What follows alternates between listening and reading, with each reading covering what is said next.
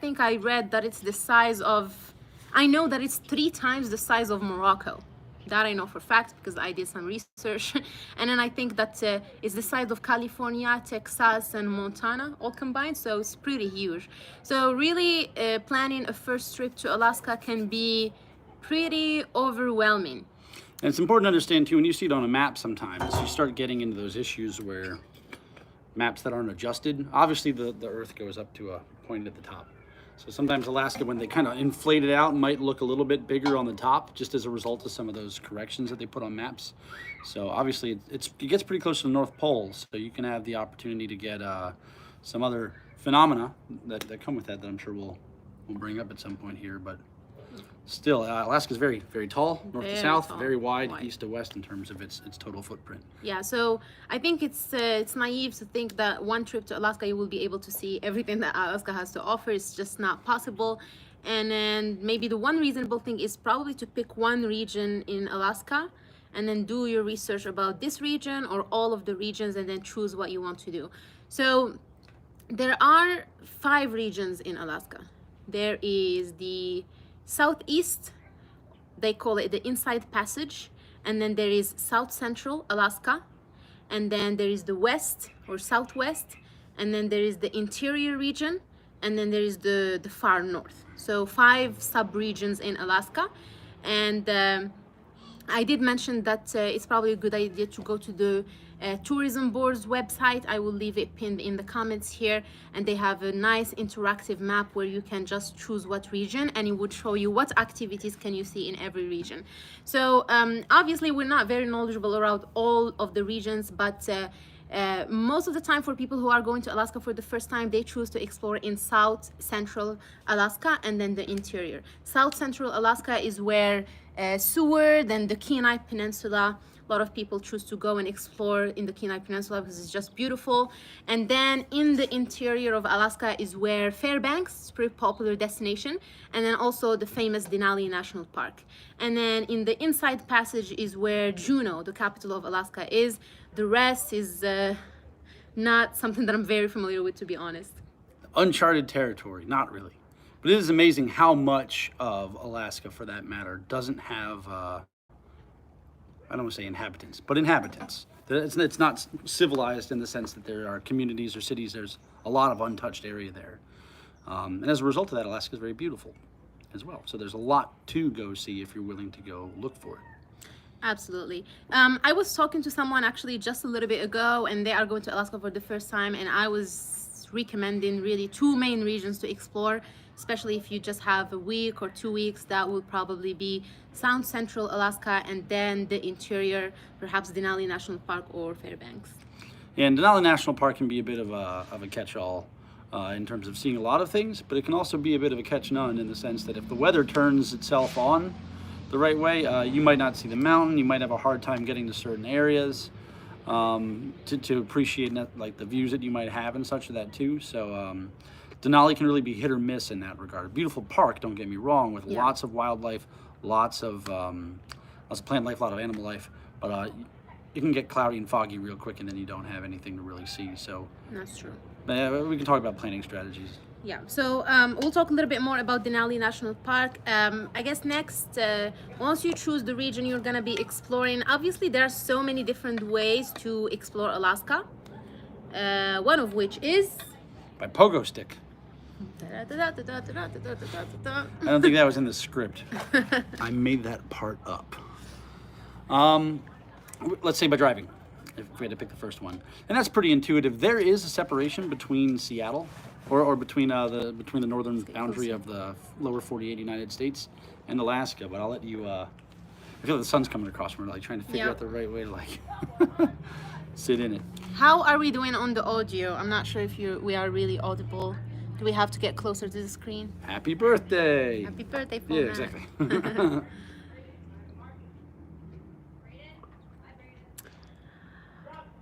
My golly, it is warm. Okay, perfect. Exploring Alaska by land, this is a common way that people choose. You can either fly to Anchorage, or you can fly to Fairbanks or any other available airport in Alaska, and then pretty much just rent a car and then drive on your own and go wherever you want to go. You're definitely gonna have to drive if you get to Alaska at some point. I mean, you'd have to be filthy rich if you wanted to just travel by bush plane. It'd be faster, don't get me wrong, but it ain't cheap. But you can also drive directly in if you wanted to drive into Juneau. And again, you would have to go through Canada to get from the northern boundary of the contiguous United States into Alaska. But it is a very reasonable, and what I'm expecting is a very beautiful trip. Absolutely. But you won't be close to Anchorage. Again, Alaska's big. Let's not forget that. We're gonna say that a lot. But there are obviously different modes of transportation in Alaska or within Alaska. They have the Alaska train. And the train runs from Seward down in the south central region, all the way up to Fairbanks in the interior. And I think, correct me if I'm wrong here, that there's a split at one point where you have the opportunity. The train will take you past Denali. But I'm trying to remember if when we went to Whittier, if the tunnel looks like it has train stuff, but I'm guessing that's a different train. Probably, yeah. Yes, okay, let's take that away from here. Yeah, so One you big can, train route. the train, the railroad system that they have there is really tailored towards a lot of tourism activities. We know that in winter, for example, you could go from Anchorage to Seward, for example, and then they have rides that are specific to see the northern lights, and then you will have meals on board, and it's a wonderful experience. I can only imagine, but it's definitely a different way to consider if you want to get from Anchorage to Seward or any of the other areas. You can think about catching a train ride, and that will definitely offer a different experience, just exploring Alaska from a different point of view, from a different perspective. Obviously, you can fly between areas, but it's probably not the best idea if you're in Anchorage and then try to catch a flight to Fairbanks. There are so many touristy activities like catching a floating airline to get to one place to the other. And what else? What other modes of transportation in Alaska? Well, just within the train, it's kind of worth pointing out, I think that there are elevations or packages to your experience that you can have on the train, where you could have like a dinner and a meal provided and a bit of a fancy go at it, or you could be a bit of a commuter. It still ain't cheap. And I think a lot of the tickets when we were there were one way, so you'd usually have to double them to come back. But a train is a great way to go. When it becomes winter, though, you might have opportunities, or there may be opportunities where snowfall could shut down the railways. Yeah. So don't consider it necessarily a guarantee that the train will be a way that you'll be able to go.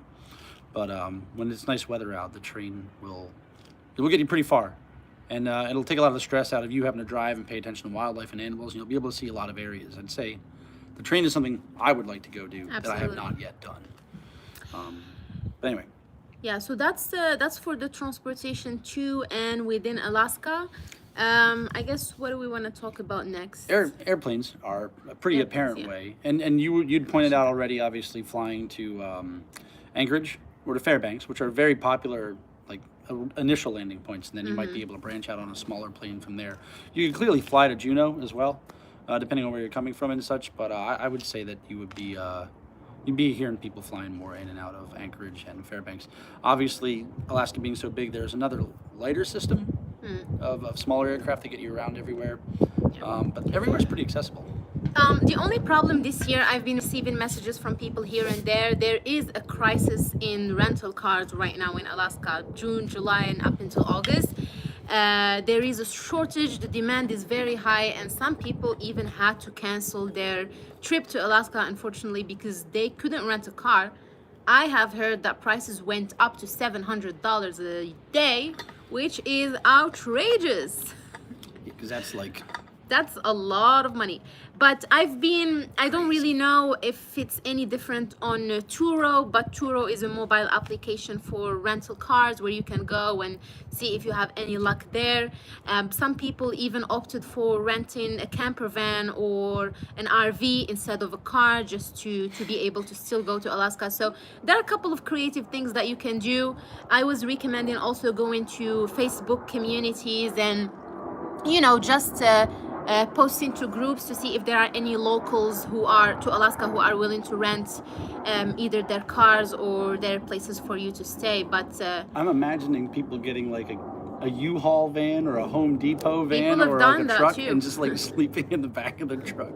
Yeah. Oh man. That's funny. It's been happening. I mean, it's not only Alaska, but even in some of the national parks here in the lower 48, it's been pretty crazy. And I heard that U-Haul, they put some rules around, just their rentals for their U-Hauls. But you definitely want to intend to have a vehicle.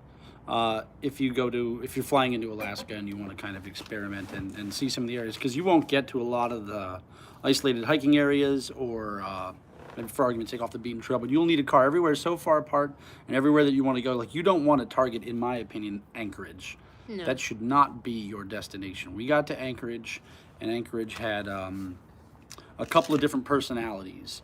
As you kind of slipped in and out, is definitely, you could tell there was the landing point for all the aircraft. And as a result of that, there was a large sort of like different city style feel in Anchorage that you could experience kind of as you traveled through the different areas of the city. But the moment you got outside of Anchorage, you started to feel like the Alaska you were expecting. Mm-hmm. So I would say as a result of that, there's plenty to do within spitting distance of Anchorage. Yeah. But, you should plan to travel by car.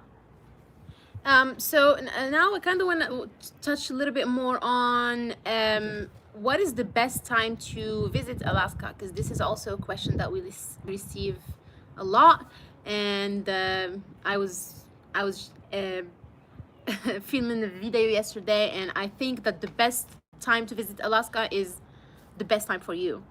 Go ahead. I was going to say from 11 to 3. From 11 to 3? That's the best time. Well, no. Mine was a sarcastic answer. Sorry, like hours of the day. Yeah, so it really depends on what type of activities you are interested in. What do you want to do in Alaska? A lot of people choose to go during summertime. June, July are usually the best times to watch whales in Alaska, if that's something that you are interested in, because they just, do their migration. You can see them in Resurrection Bay and all of the areas for whale watching in Alaska. Resurrection's down in Seward area, right? In Seward. And then winter is also great, although I don't see a lot of people traveling to Alaska during winter. I'm sure it's a little bit intimidating with the cold, but there's so many activities during winter, dog sledding and watching the northern lights, how do you increase your chances of seeing northern lights? Well, go north, I'm gonna guess. Yeah. And I would assume that as long as you get toward the Arctic Circle, that's probably where your best chance is. Obviously, when it be at night, I'm assuming clear areas. You probably don't want some crazy weather or cloud cover obstructing your view of the electromagnetic activity going on. Hey, this is a question for me. How am I doing so far? No, you're doing great. Oh, I mean, obviously, with the northern lights, don't really expect to see them in during summer. Chances are lower, but like Alex said, the further north you go, the higher the chances are for you to see northern lights. And obviously, you have the best chances during winter time. So winter will be a good time to see the northern lights. Usually, people would go up north to Fairbanks. And just explore it. And that's something I really want to do, and I'm kind of thinking that it might be a possibility for this year. That would be really cool. It keeps on coming up as something that we could sneak in with like points or something. Using flight points and such. But could I point out at least though that because of in the wintertime, obviously the days are much shorter and the night is much longer. That's where you obviously have the least amount of sun activity, solar activity in that regards. Mm-hmm. And obviously where the magnetic poles are related to where the sun might be coming at, that you get a lot of that flare. Hey, Mike. Hey, Mike, indeed. Oh, I'm glad you got your package. Lasagna, indeed. I got you my favorite one, the lasagna meat. That's my favorite backpacker meal. And then who was the other winner? I forgot the name. Nishita. Yes, Nishita. I got her. She's I think she's vegan. I got her a different one. But anyway, so I had a parting thing to say about that. Let's hope that I remember it actually. Jeez. The Northern Lights, blah blah blah. Man, I totally forgot it. Anyway, so it's been a long day for the two of us. But so winter or summer, it really is up to you. You will still have a great time. Forgive me. they will tell you online that the window of opportunity for seeing the northern lights is probably about a month or two wider than it really is. Yes. And it seems like we've been under the impression that that's just good tourism marketing. Yeah. But it seems like the primary months are much closer to December. You find where your solstice and your equinox are on the calendar, right? You want to find the longest night in winter, December 21st, I believe. And that's the middle of your best window of opportunity by about a month and a half or so. Yeah, but they So- pretty much say online, all of the tour agencies, they say up until April or Come on. yeah, just You might see come on it. over, you will be able to see it. But there is a mobile application. I'm gonna also link that in the comment that you can use, and it will tell you what are the chances of seeing the northern lights in the area you are in. So that's that. Let's talk about Denali. Oh, sorry, you said D. I thought I was jumping in. we can talk about Denali. I was gonna say the weather. Weather. All right. Yeah, let's talk about the weather. Sorry, no. I like this moment actually. We're letting the weather speak to itself. So when we went, we got stuck in some rain, and we're trekking pals. We're always stuck in the rain. I think we were there in the rainy season. Most areas do have a rainy season. I think we arrived just for it. Yeah. But with the mountain ranges, obviously, there's a lot of dynamic weather that can occur, but there is still a rainy season. I'm going to let you speak, though. Yeah, I think a lot of this I didn't know, and I didn't even notice when I was there. I was just thinking that it's just gonna rain because it rains wherever we go. But I heard some locals sharing in groups that August is, they call it the rainy season in Alaska. I don't know how accurate that is, but I saw a lot of people from Alaska talking about it. So they said, oh, it's very common, it rains a lot in August. So if you're going during summer, other than the rain, you still want to pack for winter pretty much, because summer in Alaska is not like summer here. You will still need to dress warm, gloves, hats, layers, rain jacket, and definitely make sure if you're going in August, make sure that you have rain cover for your backpack, umbrella, probably rain poncho, because it is going to rain. Sure, and it's worth pointing out that we're talking more about the Anchorage and Fairbanks areas here when we're trying to profile your weather experience. Obviously, you're going to want to look up the weather in your Yeah. area before you go. And if you're going to, tell me what, Ukiavik. What's it really called? Barrow. Barrow, right? Also called Ukiavik. It's the furthest North point in Alaska. It's so funny you're saying that because I was reading about it right before you came here. But obviously, if you go up there, things would be different, and there's some fun videos that people have online about that. But let us know in the comments if we should go to Ukiavik and make a man. video up there. I really was thinking about it. It was like, how nice it would be to get up to the furthest northernmost point in the U.S. What did they say though? Like a slice of watermelon was like $44 Very or expensive. something like that. You're like, wow. The detergent is like $50.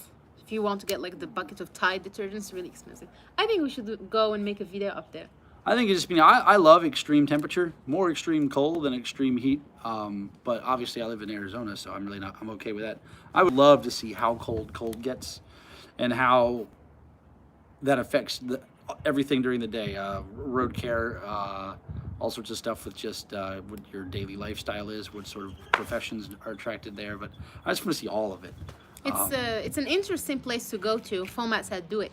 It's because there is no road. There is no road to get to Ukiavik or out of Ukiavik. You have to fly, and because the water, they are like the further north is the Arctic Ocean. Mm-hmm. So it becomes all frozen during winter season. So all of the food has to fly to Ukiavik. Anyway, so we are derailing from the topic, but Like the trains always do. happen. Cool. So I see that we've got 5 people watching us. Let us know, where are you joining us from? Where are you watching from? We have our friend FOMAT. We have Hike with Mike. And then obviously if you guys are liking this conversation, make sure to give this video a like. We're trying to be good and factual. So, facts. Cool. So and I do have a video about everything that you need to pack for Alaska for summer. Obviously. Hi, Myra. Hello, Myra. We don't really have much to say about how to dress for winter, but if we go this winter, we will have more information for you. Say dress warm. If anything, we did learn while we were there that there are these little coffee shacks, kind of like just a barn on the, a little on the side of the road, and they just fill it with people making coffee. And I'm just imagining that there are these just wired up people just sipping there, drinking coffee and making coffee for people all the time. But we loved coffee places. We would go there like 11 o'clock at night, and they were like our go-to place. And I'm sure in the winter they are. I don't think they're there. Well, I'm sure 11 o'clock at night becomes like 2 o'clock in the afternoon. But yeah, I'm assuming business hours are dramatically different. Hey guys, hello from Virginia. Did you ever have to use the bear spray? Have to? We accidentally did. Would you like to hear about that and how we smoked ourselves out of our own car? How we engaged how we used the bear spray against ourselves. It works. It works good. Efficient. Those bears better not be driving Kias because they have some problems. Like, yow. All right, go for the story. Oh, I mean, we've told some of the story before again. We say the story all the time. I'll condense it, but either way, we were driving after we did the Harding Icefield Trail. We encountered a bear on the trail, just sitting there eating berries like a little happy little kid, and it was probably within 3 feet or 4 feet of Habiba, Like, literally right there. just on the other side of some brush. So we, And shaking. wild west quick drawed him down at high noon. Oh man, it's like the story never gets old. I'm getting better at telling it. That's the only story we have. But so after encountering the bear, obviously we go up, we do our hike stuff, we come back, and you might not know this, but on the bear spray there's like a little plastic tab. So it's like you stick your finger in the little hole, and then your thumb sprays it, right? But you have to pull this little plastic guard off that usually has like a zip tie that you even have to cut. Like they really don't want you to accidentally do this. But we got them, boys. So you cut the little plastic thing off, right? And then you can slide that tab out of the way, and that will allow you to then press the thing down to spray, or you put it back in. Anyway, so we were ready. Cut off the thing, pulled off the stuff, got back to the car though, just threw the stuff down, exhausted after a long hike. Needless to say, got back to civilization, made a hard right turn at one point, and the bear spray bottle just like flipped over in the back of the car and just, it wasn't a long blast, but I mean, it did not take much. We were coughing, hacking, wheezing, the windows are down, we're in the middle of traffic by the CVS. Everyone thinks we got COVID. We think we got COVID. I was like, but wait, COVID takes time to hit you. How come like we just took a right turn and then we're hit by COVID or what? And we're just choking. I was like, oh, it's the bear spray. Well, now we know that it works at least. Yeah, man, and that was it. It was like a spritz. It was like walking through a makeup cloud. Like there's a whole bottle of that stuff remaining. I pity the bear. Man. Or moose. I gathered. Yeah, because we were told, I mean, that's a good point to talk about bear spray. If you're going to be in Alaska, it's bear country, so you definitely want to have a bear spray with you. If you are flying to Alaska, you cannot fly with the bear spray. And we have an insider tip for you.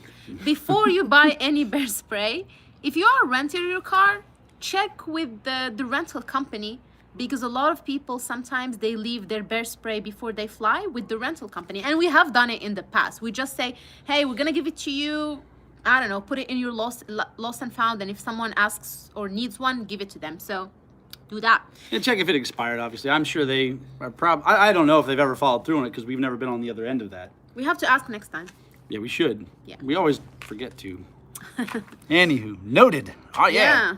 So, and then when we bought one in Alaska, and obviously if you can't find one, you can just go to Walmart or any outfitter outdoor store and you get one. Get one right when you arrive so that you don't forget about it. And then also try to get the canister holder, because you don't want to just throw it in your backpack. You want to make sure that it's, easily accessible, because if you need it, you don't want to, to have to check on your bag, and it's gonna be too late probably. Right. Yeah. If you have to sing the bear a lullaby while you discover your bear spray from their back pocket of your bag, but anyway, might not be the best use of time. when we bought our canister in Alaska, so they told us that it works for both moose and the bear. It worked on me too. Humans. Yeah. If you don't like a person, no, the bear spray. Don't do that. Yeah, that's like super mace actually. Don't do that. No. But it's really don't do that. I'm giving bad advice. What disclaimers do I have to put down now? Oh man, blur my face. We're gonna get a copyright strike from YouTube. Golly. I'm just kidding. But they told us that it works on moose. And then the other thing is, a lot of people are scared and worried about bears, but the reality is, the most of the injuries in Alaska happen because of moose. Because moose, they just like they look cute and nice, but they're these crazy animals. If they charge at you, they're not gonna stop running.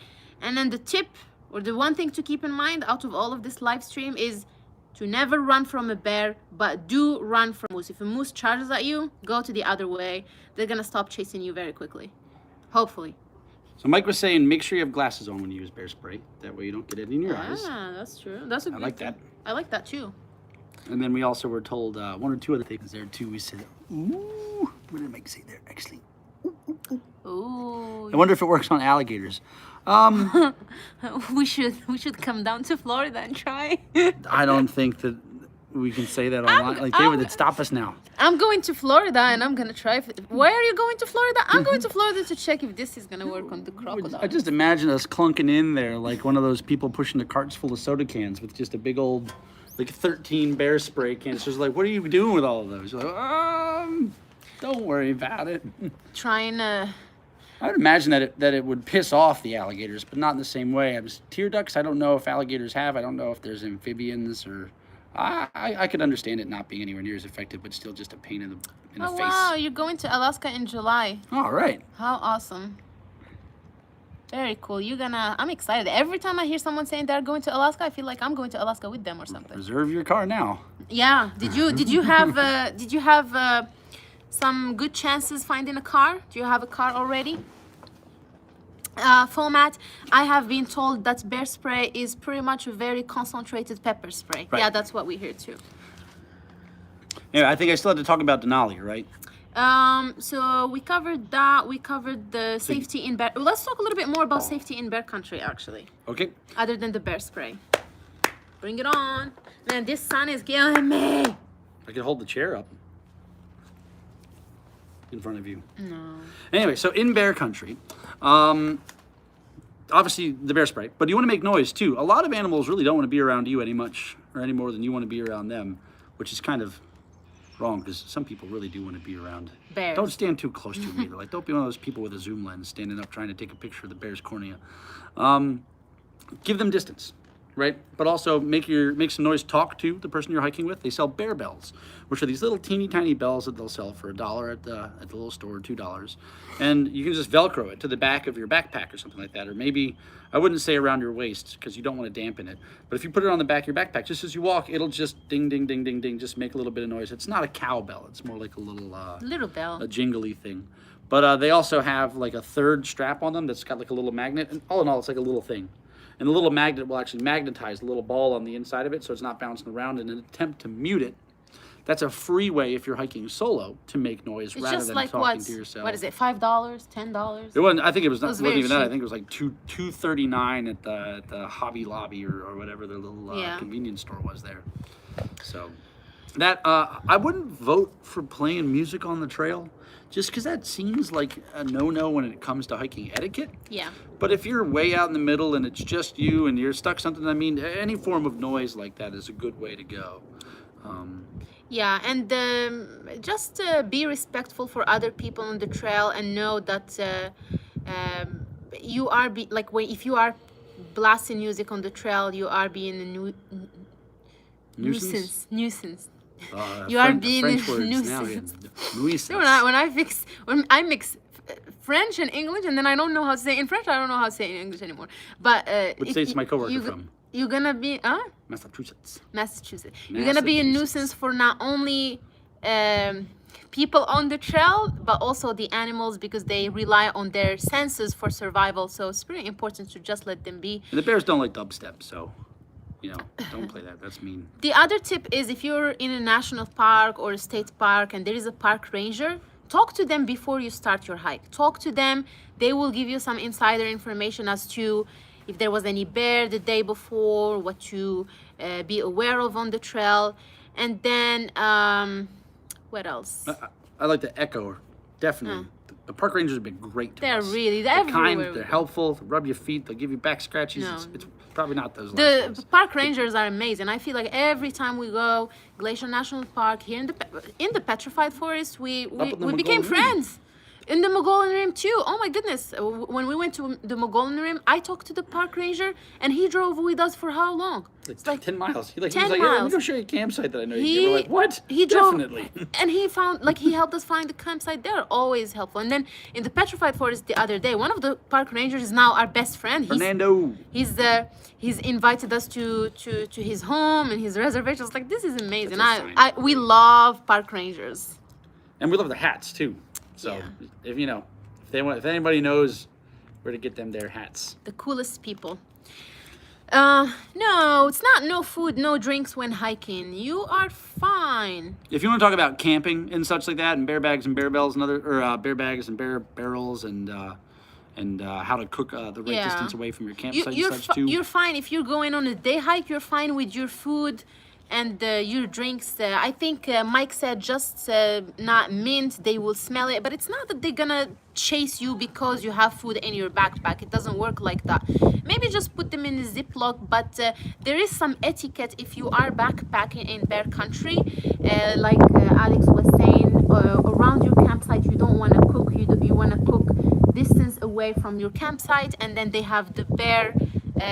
What are they called? Barrels. Bear barrels, where you would put all of your food and toiletry and then leave it away from the camp. But don't worry, if it's just a day hike, don't worry about food or drink in your backpack. You're fine. And those barrels are meant to be just like hard, smooth barrels. Like, they'll sell them at REI. We actually bought a bear barrel from the REI garage sale. Yeah. I don't know if you know how the garage sales work, but people give stuff back for the craziest reasons. All the time. And then people gave this bear barrel back because they said it was too hard to open. Like, isn't that the And point? we were like, they should have sold it for more. It is exceptional at exactly what it's supposed to do.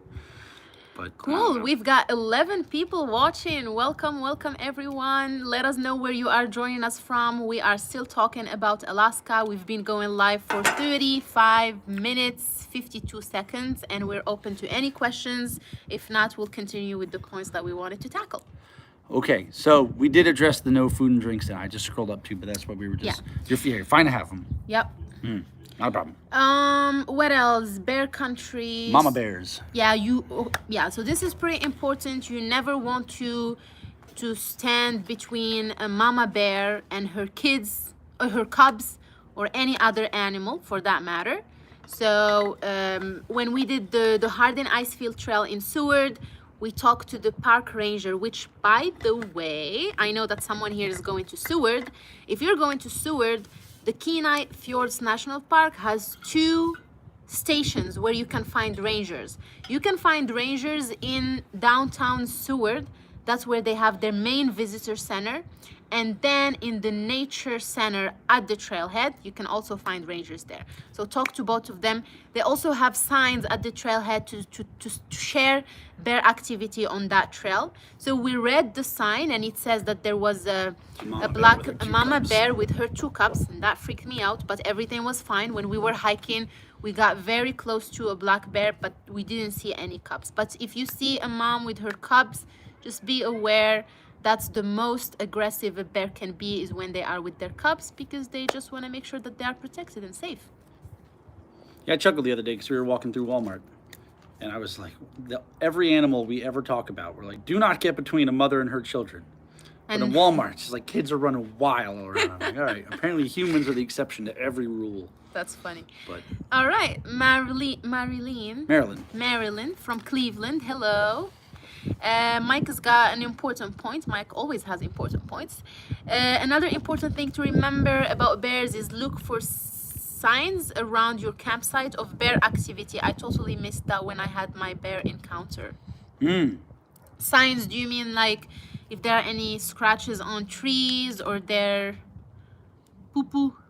I thought you meant that they're sign language. If you see a group of bears signing to each other behind you, that they've got a sinister plan in mind, probably, and you shouldn't stay there. You guys probably know by now that Alex is joking. I'm just a big bucket of sarcasm. All right, Frank. Hello, Frank. Is it cold at the end of Hardin Icefield Trail? Well, Hardin Icefield Trail, at the end, it wasn't extremely cold. I think I was wearing my one layer and one down jacket. And we were comfortably sitting there, just kind of, you know, having a snack. It wasn't extremely cold at the end of the trail. We did the Hardin Icefield Trail, was it July or August? July, probably end of July. Yeah, So, that sounds about right. We'll answer your question about rain stuff on it. Yeah. Yeah, I'll say it's depending on which end. It's cold at both ends. The air blowing off of the glacier obviously is quite cold, much like air blowing across a lake. And if you just go down, Habiba talks about this in one of her videos, that there's the Exit Glacier Trail, which is the little like mile-and-a-half one you can take on the bottom that takes you to the front base of the glacier. And then there's the Harding Icefield Trail that will take you all the way up to the top. As you can imagine, when you get up to the top, you're working pretty hard. They have not installed the escalator yet. Sarcasm. So usually you'll sit down, you'll have a snack, and usually by the time when we've ever done hikes like this, I'm done snacking and I want to go like walk around, is when all the moisture's evaporated off of me and I got kind of cold again. So I would definitely say I have some stuff. If you look at our video, I think I'm walking around with an undersized sweatshirt on and some gloves by the time we're done because I was a little cool. But when we were hiking up, I had a lot less on. But it's a glacier. It is quite cold up there, certainly. Hey, I have a tip, just a random tip. This is a stupid issue that we had, but try to have maybe like a backup jacket or backup down jacket, because we went on this hike and it was pretty wet and we got so soaked. And the day after, we were gonna go ice climbing and we didn't have any clothes to wear, because we pretty much just packed one. Obviously, our initial plan was to stay in Alaska for 4 days, ended up staying for a month, if you guys don't know already. But try to have some, you know, backup clothing. What? Some back... All right. Try to have some backup clothing if you are going to Alaska. And if you're like me, instead of bringing 2 pairs of shoes, just bring a left shoe from one pair of shoes and a right pair from another pair of shoes. All right. Apparently we went to Alaska and I literally did that. I had not matching shoes for the entire 1-month trip. But yeah, we ended up at a laundromat throwing our shoes in the laundromats for a bit. Oh my God, we have a lot of people today. FOMAT. No, we gotta answer FOMAT first. Yeah, that's what I was gonna ask actually. Reposting this question from earlier when you were talking about the rain and wet conditions. In addition to a rain cover for your packs, did you use a pack liner? And if so, did you use an actual pack liner or something like a contractor bag? Yeah, so we've been buying a lot of Osprey equipment. I gotta say, love them. Like, they haven't let us down at all. They've been durable, they've been fantastic. Not to say other bags don't have their advantages. Osprey bags usually come with a little rain cover in it that's the right size for your bag. And we've been using the Osprey brand covers. They're not perfect. Like, if it rains for a downpour forever, you will see some of your bag get wet, but there are plenty of areas of our bag that are still dry.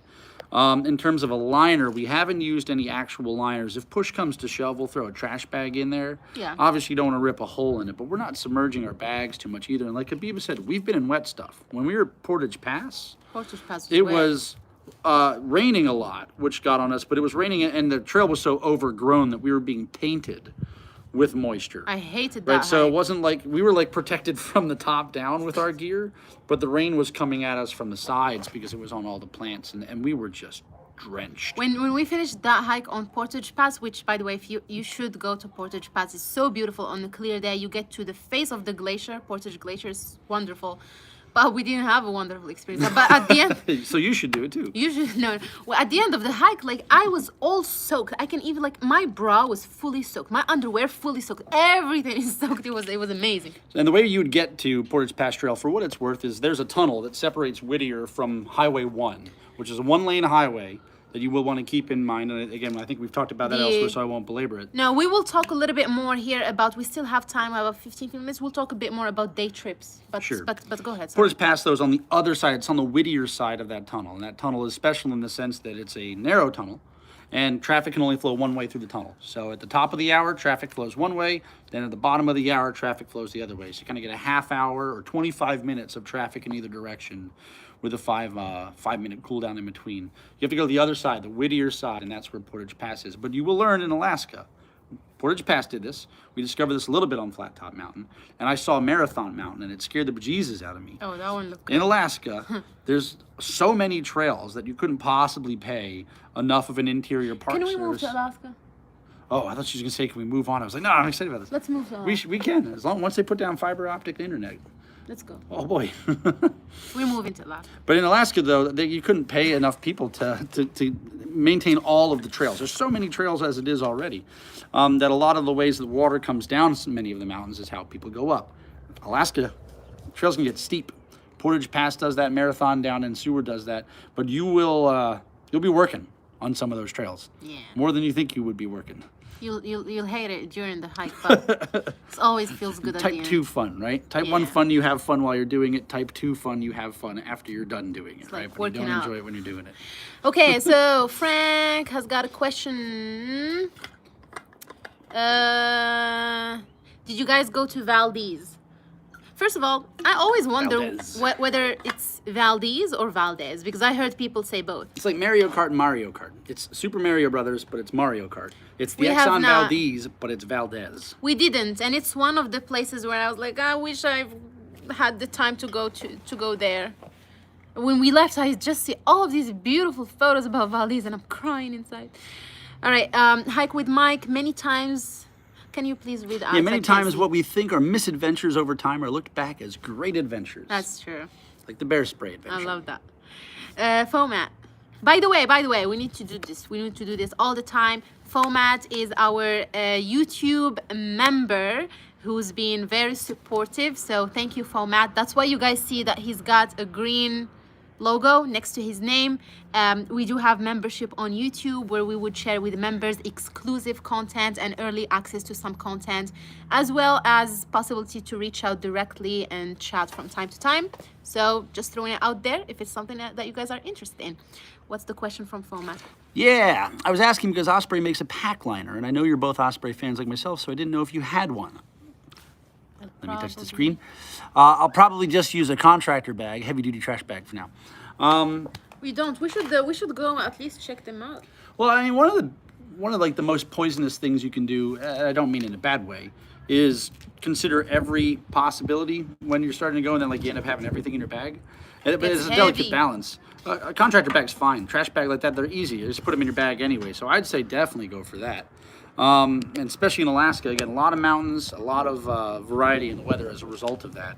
And Denali National Park is another good example of that. I'll sneak in on my little blurb about Denali.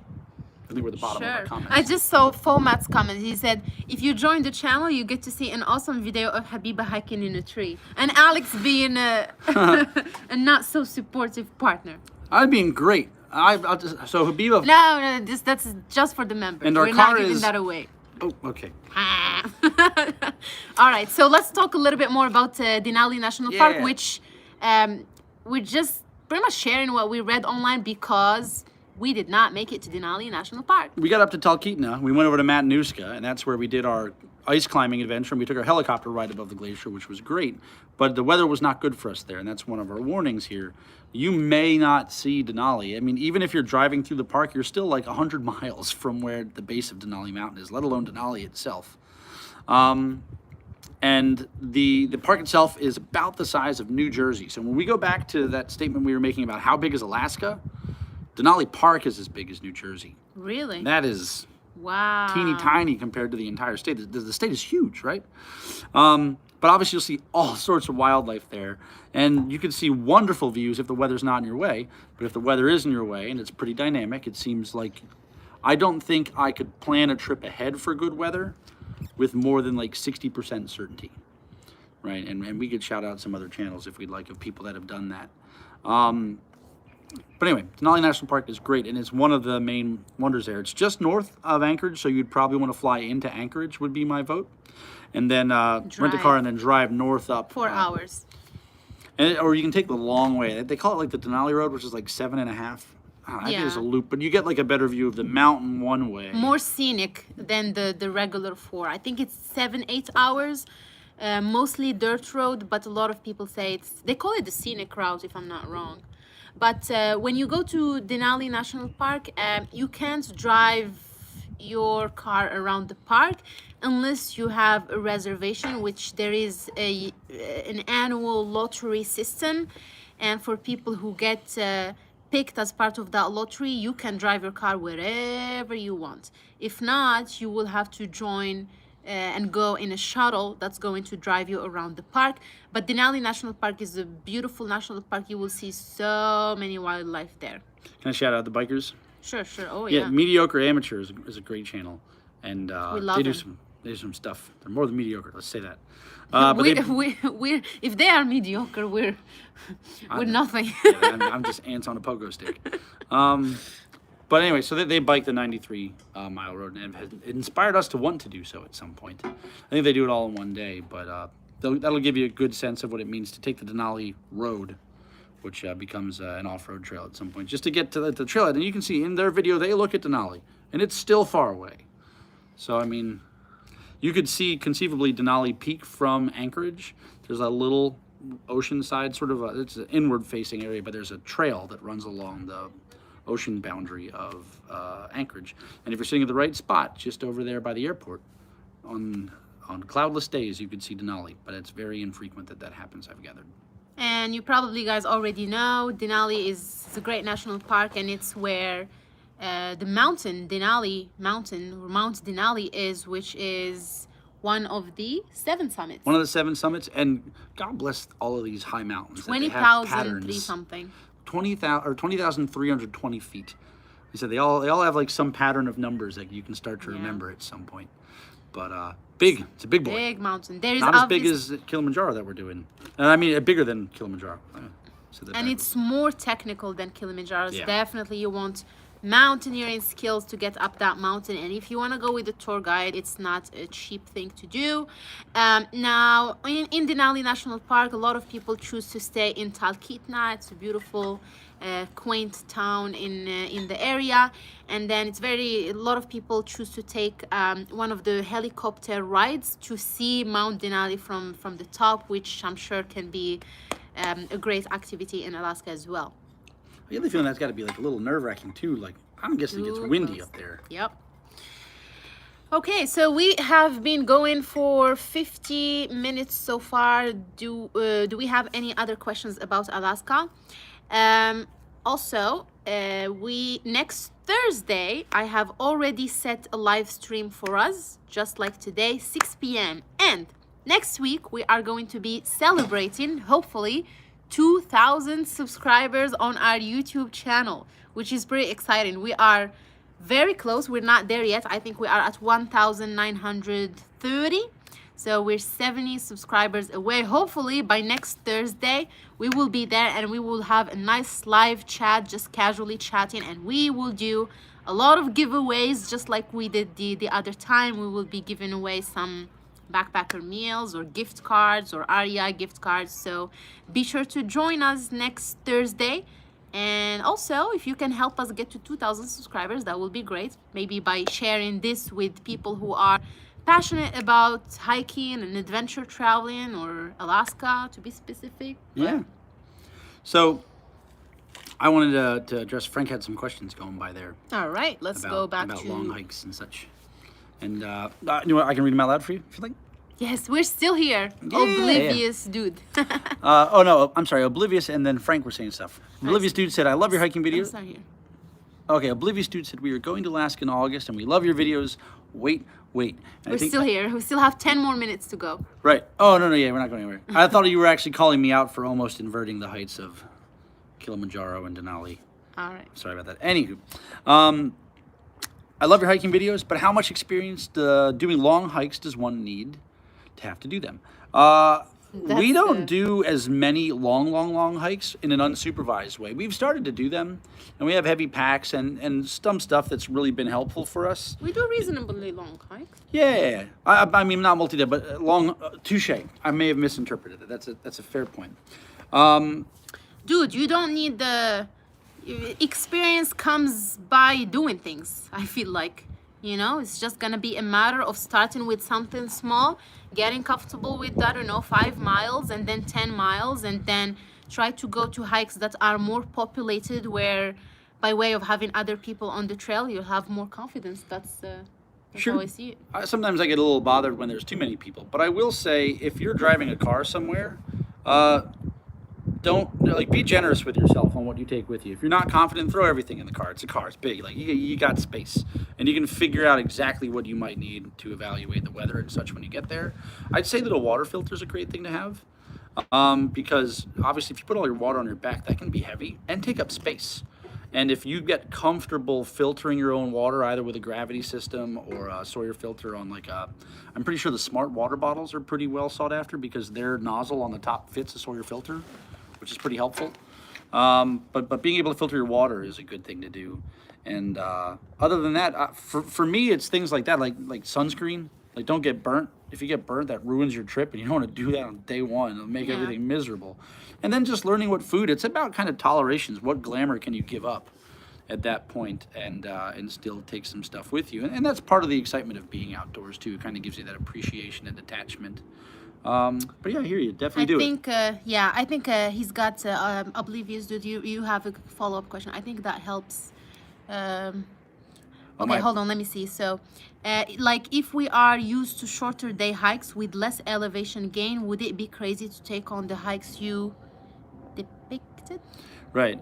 And then so like Reed's Lake or Crow Pass, be well equipped and leave plenty of time, but folks who are just in average good shape should be cool.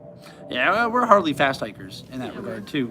But yeah, if you have to get up early, get up early. I mean, when we did Crow Pass, the glory of Alaska, especially where the time that we went, is the days are so long that we could work for 8 hours during the day, and then at 6 o'clock go out on Flat Top Mountain hike. Yeah, it was like amazing. 2,000. And in some of those areas, it can get a little windy or exposed up top, and you can feel a little bit uncertain. I mean, if you're not feeling it, like find a spot on the top of the hike and take a picture. You know what I mean? If you have to. Obviously, if you try to push yourself further than you're comfortable going, that's when you start making dumb mistakes. Yeah. But yeah, I think going with a friend or something like that's a good way. Solo hikers, find somebody on the trail. We make friends on the trail all the time. Yeah, all the time. I think even if you are an average hiker, which I think we're an average average hikers as well, Reed's Lake, I don't know what else to show, but pretty overweight this year too. Just a dude. But Reed's Lake was moderate. Hardin Icefield Trail was hard work. Crow Pass was just a slog. Crow Pass. Not in a bad way. It was just continuous, like the same effort again and again. You just had to keep doing it. It was beautiful. Yeah, but if you watch our video, I don't know if you watched the Crow Pass, we didn't do the whole backpacking point to point. We did the Crystal Lake, Barnes Trail, or whatever. I can send you the information if you send me an email. But Crow Pass was not super difficult, and like Alex said, because the sun doesn't go down early, you still have time, and I feel like I have confidence when the light is out there. Just make sure that it's very important, especially I think on Reed's Lake, because you're gonna be doing some water crossing. Just make sure you have some dry clothes in your backpack just in case you fall into the water or something like that. Take hiking poles, 100%. Hiking poles are your friend. I can't believe that we didn't take our hiking poles with us. But on Crow Pass, hiking poles, because we crossed some areas with thick patches of snow, and I was just like, oh my God, I'm gonna fall. And then on Reed's Lake as well with water crossing, take your trekking poles, 100%. Yeah, that's almost what they're made for. You will be fine. You know, you will be fine. Don't worry about fortitude and how strong of a hiker. I think Reed's Lake, Crow Pass, you can do them. Even Hardin Icefield Trail, if you just push and you give it the whole day and start early, you'll do great. Yeah, I think that's definitely true. Hardin Icefield Trail is probably the longest, hardest one. Reed's Lake had a variety. Oh, you start off in the bottom, just kind of in the fields. You then switch back up the side, and then you're hopping across rocks, and you have no idea where the trail is. You need to actually shout out your all-trail stuff, too. For all of these things, when you go out to Alaska, you're going to be away from internet a lot. Yeah. So go to Google Maps if you use Google Maps and download an offline map of the area. GPS still works while you're out there. So you can even use Google Maps in a bind, and if you use All Trails, any of the Pro or some of the other trail apps like that, and you use the paid for version, they'll usually let you download a map. Yeah. That you can kind of use, and it'll give you a little bit of assistance because it's probably those moments of confidence that you need. Yeah, you want to make sure that you're still on the trail or that you're going the right way.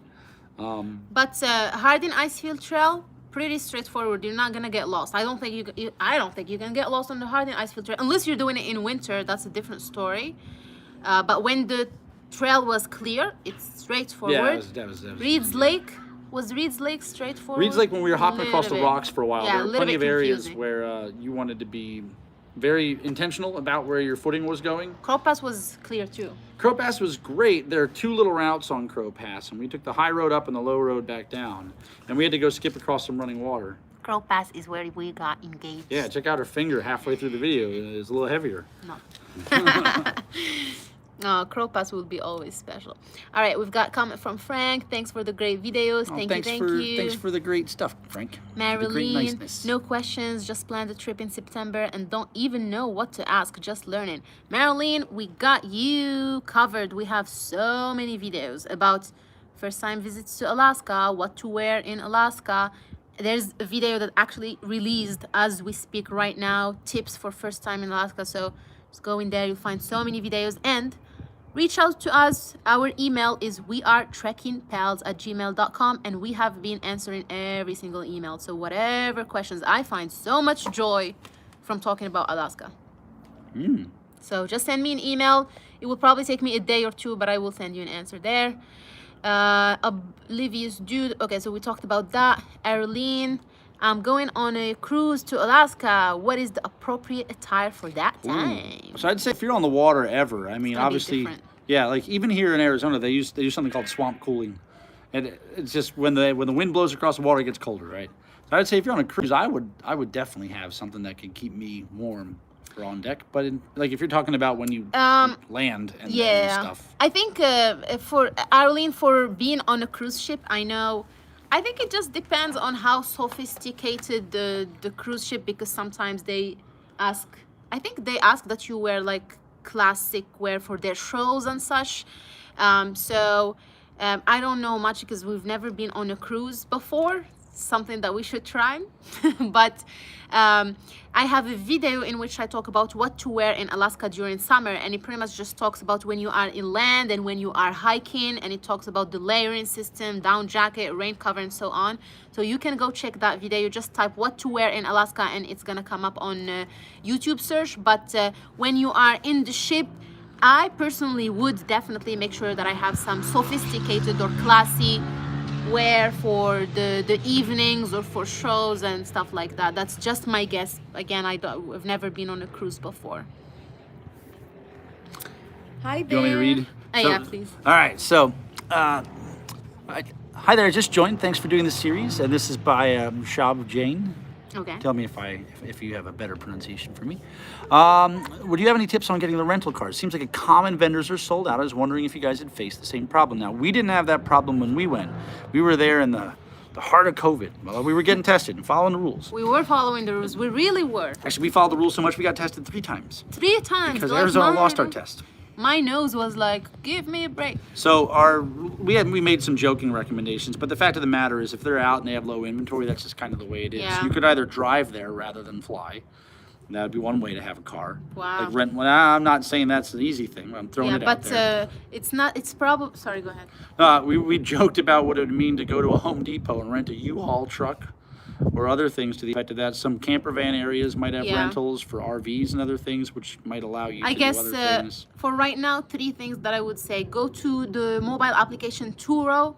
Turo is for rental cars. See if there's anything available. Otherwise, go to Facebook groups. There is a Facebook group called Alaska Lifeline group, Alaska Travel Lifeline or Life Help, something like that. Let me look it up really quick. Yeah, you see, it's on Yeah, my. you can chat. But I'll just go to Facebook groups for locals about Alaska and just ask the questions. Sometimes you'll be surprised how many people are willing to, just rent their own car. And then perhaps if you don't have any other option, maybe see if you can rent an RV or camper van and pretty much just drive it and sleep in it and then just rough it for however long you're staying in Alaska. I don't know what else you can do, but this has been a problem for a lot of people lately. Do you want to search really quick and I'll just? Would you believe that I don't have the Facebook app You know on my what? phone? I will put it on. I will put it on the in the comments, or if you want to know what group I'm talking about, just send me an email. We are trekkingpals@gmail.com. But I think at the end of the day, I mean, it's kind of like watching for a flight. You just kind of have to check on a daily basis, and if you can get a reservation and get it in, and even at that point, there might not be guarantees. I don't know how to speak about that too, or how to plan, but Wow, we are running over time actually, which the plan for these live streams on Thursday 6 p.m. is to be for 1 hour. We've been going for 63 minutes. yeah. But That's a bonus point for not having the Facebook app. I know, right? And well, I was gonna say something. What was I gonna say? Yes, I was gonna say, if you are enjoying this conversation, I see that we have 9 people joining. Please make sure that you are giving this video a like, because it helps us, or it helps the algorithm push this to more people. This way we can help more people out who are planning to go to Alaska. Tell and your help us mother, too. tell your father, tell your baby. Get them all on here. Make a Facebook account. Make Yes. a YouTube account. And don't forget to join go. us next Thursday, 6 p.m. Arizona time. We will be celebrating 2,000 subscribers milestone, and we will have a fun giveaway. We will be giving away a lot of stuff, so make sure to join us for that. Alrighty. Do you have any insight? Go. Yeah, I'm trying to decide, like, how strict do we stick to the line here? Would you have any insight on the budget, or possible to share your budget experience, possible to make a video on it? Well, yeah. Yeah, I mean, again, It's- the car thing was way different for us, and that's It's one of the two different. major budget elements. Yeah, I don't think so. I thought about sharing our budget, but I don't think it's gonna be relevant for a lot of people, because our plan was, this is how it went for us. We went to Alaska with Alex planned the trip to Alaska for, so that we get engaged, planned it for 4 days. That was the initial plan. We got there, we had our laptops, and then we decided, heck, this is beautiful. We're just gonna work from there. And then we stayed for 1 month, and we had to have one stationary Airbnb for 1 month. So it's not going to be the same experience for everyone. So I think our budget is not going to be relevant that much. But we can talk about activities and how much we spent on activities and flying to Alaska and such. if I would you like guys to want clear my name, however, as well. I didn't plan to go there for 4 days, but I did just plan to wait until she said yes to decide if we were staying longer. Okay. It wasn't like I was just going to take an elastic train ride out and come back. All right, what a memory. She said no, going back home. All right, giving back the Kia. But no, I mean, we stayed for a month though. We used an Airbnb, so we stayed in a hotel for the first night or two, and then we used an Airbnb Thank for you. long-term staying. And we used the rental car. We just rented one from the airport, and then we rented it for a day or two, and then just extended it. But other than that, yeah, I mean, restaurants and food and other things like that, we were constantly bouncing around, just doing local things. And at that point, it's just kind of like living. But Yeah. I don't know what their standard is for your month. We were there late June, early July, so the days were pretty long still. But think about it, though, at the same time. The solstice, right, is when the days are the longest, or the nights are the longest, and the equinox is where they're equal, right? And there's 12 months, and you go through those points again, so 3 months for each. We were there for a month. We went from like 20-hour days to like 16-hour days over the course of our stay there. Like the days change fast. So we were there late June or early July. If you're going to be there late July to August, you're going to be approaching like almost regular length days again. It just might feel like long summer days at that point. So just keep that in mind too for the availability of activities that you're planning. And as a result of that too, how many people might be there to try to capitalize on that. But So let me think about it. I will think about it and see if I can put just a rough budget for how much you can spend on a trip to Alaska, maybe 1 week or 2 weeks. I will see if I can put something together. But we're gonna have to wrap up here pretty soon. Thank you so much for joining us today. This live stream was dedicated to Alaska. And then we go live every Thursday, 6 p.m. Arizona time, to talk about different topics. Every Thursday is a different topic. And we have our Monday live stream, 6 p.m. Arizona time, where we talk just about climbing Mount Kilimanjaro. This is a project that we're working on for this summer. We're going to Tanzania to climb Kilimanjaro, and we're going to be talking on the Monday live streams just about Kilimanjaro. So be sure to join us if it's something that you are interested in. And be sure to subscribe to the channel, check the other videos about Alaska, and if you have any questions for us about Alaska, do send us an email. We are trekkingpals@gmail.com, or send me an email over on Instagram if you follow us over there. Very much enjoyed this conversation. Let me just check the last two comments. Good night, Mike. Yes, that is true. Sunsets after 10 p.m., after midnight some days. And Mike, I only meant to say that when we arrived there, the sun was going down at 2:30 in the morning. And by the time we left, yeah, it was down to about 10 o'clock, 11 o'clock at night for us. But yeah. Well, thank you so much, Fomat. Thank you, Mike. Thank you, Rishab, Oblivious Dude. Thank you, Arlene, Marlene, Frank. Actually, not Frank, and everyone who joined us today. We really enjoyed this conversation and looking forward to seeing you in the next live stream. all right, thanks everybody. Have a good day. Bye.